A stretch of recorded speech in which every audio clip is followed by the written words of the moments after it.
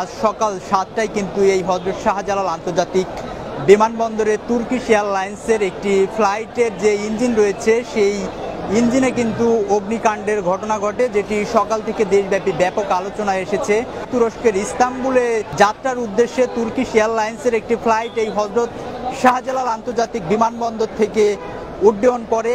এর 15 মিনিট পরেই বিমানের যে পাইলট রয়েছে তিনি কিন্তু দেখতে পেয়েছিলেন যে এই তুর্কিশ এয়ারলাইন্সের যে ইঞ্জিন রয়েছে সেই ইঞ্জিনের অগ্নিকাণ্ডের ঘটনা ঘটেছে। এমনটি তিনি জানার পরেই তিনি বিমানের যে কন্ট্রোল রুম রয়েছে সেই কন্ট্রোল রুমে যোগাযোগ করেছিলেন এবং সেখান থেকে নির্দেশনা পাওয়ার পরে তিনি কিন্তু প্রায় সোয়া 1 ঘন্টায় আকাশে উড্ডয়মানের পরে 8টা নাগাদ এই হযরত শাহজালাল আন্তর্জাতিক বিমানবন্দরে তুর্কিশ এয়ারলাইন্সের যে ফ্লাইটটি সেটি আবারও অবতরণ করেন।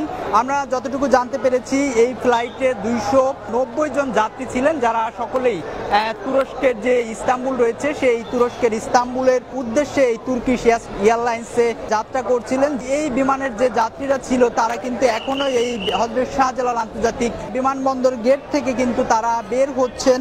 আমরা এখানে যারা কর্তব্যরত দায়িত্ব ছিল তাদের সঙ্গে কথা বলেছি, বলছিলেন যে অনেককে কিন্তু সেখান থেকে বের করে হোটেলে নিয়ে যাওয়া হয়েছে এবং এখনো এই তুর্কিশ যে যাত্রীরা ছিল তারা কিন্তু অনেকেই এই বিমানবন্দর থেকে, অর্থাৎ হযরত শাহজালাল আন্তর্জাতিক বিমানবন্দরের যে 2 নম্বর টার্মিনাল রয়েছে সেই টার্মিনাল থেকে তারা বের হচ্ছেন। এই তুর্কিশ এয়ারলাইন্সের যে যাত্রীরা ছিলেন, অর্থাৎ তুরস্কের ইস্তাম্বুলে যাত্রার উদ্দেশ্যে যারা যাত্রা শুরু করেছিলেন তারা অনেকেই এখনো বের হচ্ছেন এই শাহজালাল আন্তর্জাতিক বিমানবন্দরের যে 2 নম্বর টার্মিনাল রয়েছে সেই টার্মিনাল থেকে।